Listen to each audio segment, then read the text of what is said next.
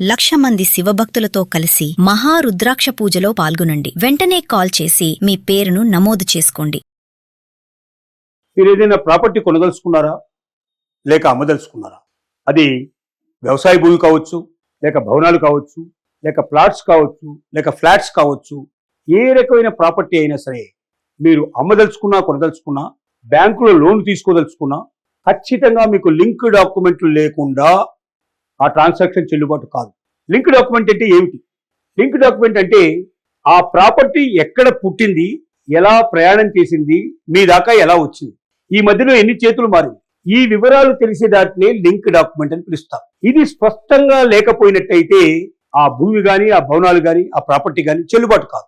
అంటే మీరు అమ్మడానికి ప్రయత్నం చేసినా అది ఎవరు కొనరు, మీరు కొన్నా కూడా దాన్ని మళ్ళీ మీరు అమ్మలేరు.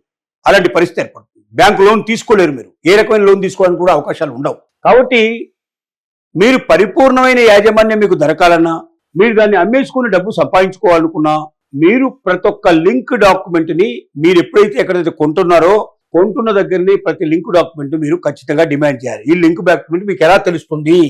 ఇది సేల్ డీడ్ కావచ్చు, గిఫ్టెడ్ కావచ్చు, ఏ రకమైన డీడ్ అయినప్పటికీ, ఒక డీడ్ నుంచి ఇంకో డీడ్కి మారినప్పటికీ మీరు డాక్యుమెంట్ చదవడం మొదలు పెడితే మీకు ఈ విషయాలు అర్థమవుతాయి. ఆ డాక్యుమెంట్లో ఏమవుతుందంటే, ఫలాని వ్యవసాయ భూమి, దీనికి సంబంధించినటువంటి ఎవరైతే దాన్ని చేస్తూ వచ్చారో, వ్యవసాయం చేస్తూ వచ్చారో, కాస్త్రా పని అంటారు. ఈ కాస్త్రా పనిలో వాళ్ళ పేర్లన్నీ ఉంటాయి. తర్వాత వాళ్ళ పిల్లల పేర్లు, ఆ తర్వాత వాళ్ళ మనవల పేర్లు వరుసగా వస్తాయి. ఎవరెవరైతే ఆ భూమిని అనుభవిస్తున్నారో అనుభవిస్తున్న వాళ్ళ పేర్లు ఆటోమేటిక్గా దాంట్లో పేర్లు వస్తాయి. అంటే తాత నుంచి మనవడికి, మా కొడుక్కి, కొడుకు నుంచి మనవడికి, అలాగా ఒకరి నుంచి ఒకరికి అట్లా వచ్చి ఇప్పుడు ఆ మనవడు ఎవరో దాన్ని అమ్మడానికి ప్రయత్నం చేస్తున్నట్టుగా మీకు వివరాలు తెలుస్తాయి. అలా ఉంటే ఓకే. అలా కాకుండా సపోజ్ ఒక ల్యాండ్ తీసుకొని, వ్యవసాయ భూమిని తీసుకొని దాన్ని ప్లాట్ల కింద డివైడ్ చేసి ఆ ప్లాట్లు వేరే వాళ్ళకి అమ్మేశారు. అంటే వ్యవసాయ భూమి నుంచి ప్లాటింగ్ చేసేదాకా ముందు ఈ కాస్రా పని లోపల వచ్చేటువంటి వివరాలు మనం తెలుసుకోవాలి. దానికి సంబంధించినటువంటి మొత్తం కాపీలన్నీ కూడా మనం తీసుకోవాలి. అలాగే ఒకసారి ప్లాటింగ్ అయిపోయిన తర్వాత, రిజిస్ట్రేషన్ అయిపోయిన తర్వాత సేల్ డీడ్స్ రావడం మొదలు పెడతాయి. అంటే మొదట ఎవరో కొనుక్కున్నారు, మళ్ళీ ఇంకొకరికి అమ్మారు, మళ్ళీ ఇంకొకరికి అమ్మారు, ఒకరు గిఫ్ట్ చేశారు, ఇంకొకరు సేల్ డీడ్ చేశారు. మీరు గిఫ్ట్ డీడ్ చేసినా, సేల్ డీడ్ చేసినా మీకు ఏ రకంగా ఆ భూమి ఎవరి చేతుల నుంచి ఎవరి చేతుల్లో మారిందో అనేది తెలియాలి మీకు.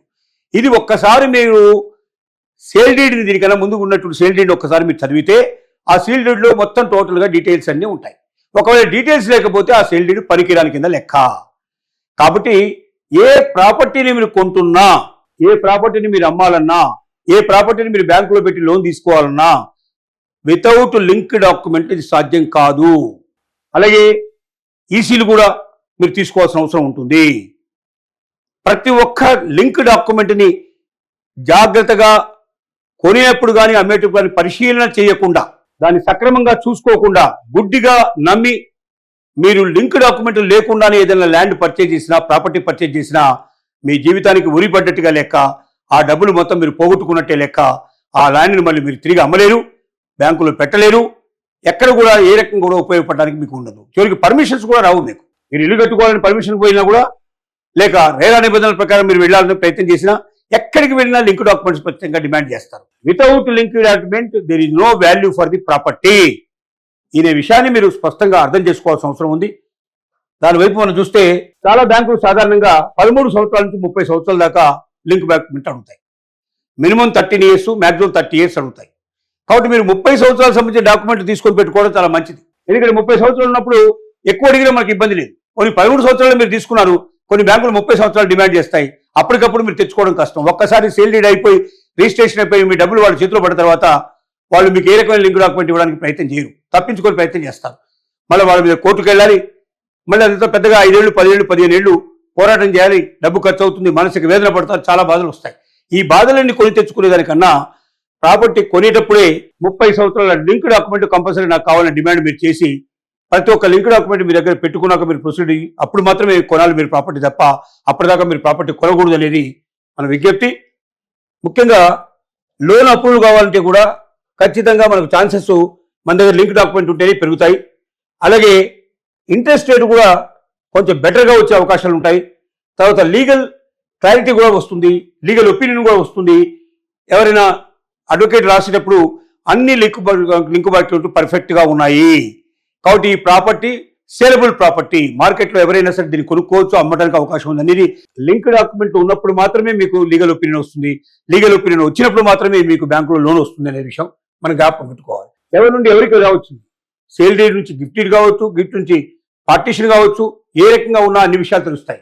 ఓనర్షిప్ గ్యాప్ ఏ ఉంటే అది కూడా బయటపడుతుంది. అలాగే మిస్సింగ్ డాక్యుమెంట్స్ ఉన్నాయో లేదో తెలుస్తుంది. ఇవన్నీ కూడా మన దగ్గర పెట్టుకున్నప్పుడు ఖచ్చితంగా మనకు షూరిటీ అనేది ప్రాపర్టీకి పూర్తిగా రిజిస్టర్డ్ డాక్యుమెంట్ లింక్ లేకపోయినా సర్వే నెంబర్, అలాగే పాత పానీ నెకల్స్, అలాగే ప్రాపర్టీకి సంబంధించినటువంటి రెవెన్యూ రికార్డ్స్, వీటన్నిటిని మనం తొవ్వి చూస్తే ఖచ్చితంగా ఈ రికార్డ్స్ నుంచి అన్ని విషయాలు బయటపడతాయి. కానీ అదంతా చాలా పెద్ద కష్టం అవుతుంది, చాలా శ్రమతో కూడుకున్న పని, చాలా డబ్బుతో కూడుకున్న పని.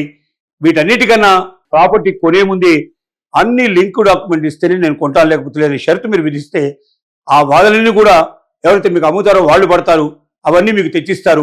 అవన్నీ మీ దగ్గర ఉంటే మీ కథ సుఖాంతం అవుతుంది, లేకపోతే దుఃఖాంతం అవుతుందని మాత్రం ఖచ్చితంగా చెప్పడానికి అవకాశాలు ఉన్నాయి.